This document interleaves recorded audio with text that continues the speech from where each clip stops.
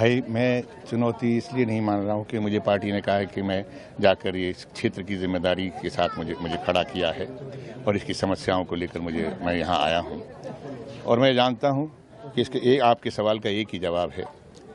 आप जाइए, जो माइक जो मेरे मुंह पे रखा है, आप गुड़गांव की जनता के पास में जाइए कि यहाँ पर जो 10 साल मंत्री रहे या उससे 15 साल पहले साल भी सांसद या जो भी रहे, चाहे कांग्रेस की सरकार में है, क्या उन्होंने इतने बरस सांसद रहने के बाद में क्या गुड़गांव की समस्याओं को ख़त्म कर दिया? क्या गुड़गांव की समस्याओं का जो उनका अधिकार था, जनता का जिन्होंने चुन के भेजा, क्या उनको उनका अधिकार नहीं मिलना चाहिए था?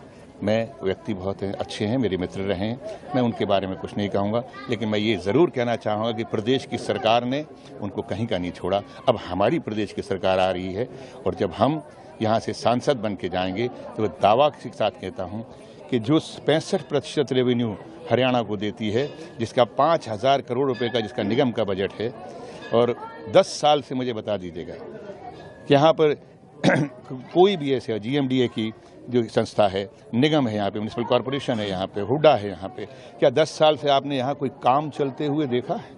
किसी एजेंसी ने कोई काम किया है 10 साल से? मुझे एक जगह बता दीजिएगा कि यहाँ पानी रुका हो, जहाँ पानी रुका था, नावें चल रही थी गुड़गांव के अंदर, क्या उससे बाद में भी कोई काम शुरू हुआ? यहाँ कोई उसके निवारण का कोई योजनाएं बनी होंगी तो कागज़ पे, लेकिन ज़मीन पे नहीं बनी। तो इसका मतलब ये है कि लोग यहाँ के लिए बिल्कुल नीरस हैं, और जो लोग यहाँ पे सत्ता में बैठे हैं गुड़गांव से सिर्फ रेवेन्यू कमाना चाहते हैं। लेकिन अट्टालिका, हमें तो खुशी है कि ज़मीन की कीमतें बढ़ रही हैं, लेकिन ज़मीनों के ऊपर रहने वाले लोगों की सुविधाएं नहीं बढ़ रही हैं। कैप्टन यादव साहब की नाराजगी सामने आ रही थी, वो क्या? वो भाई है हमारा, हम अपने देख लेंगे। ये देखो, मेरा छोटा भाई है, मेरे साथ चल रहा है ना, कितने मजबूत कंधे हैं इसके। कैप्टन साहब को मनाने जाएंगे आप?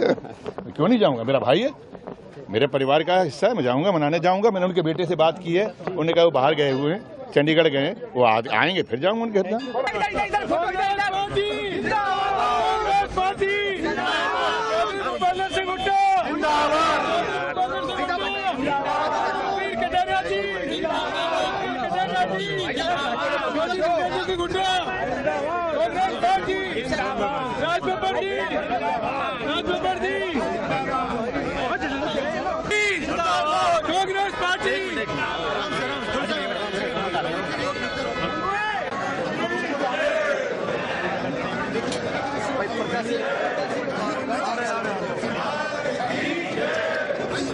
आगे आने दो ना इनको, आगे आने दो।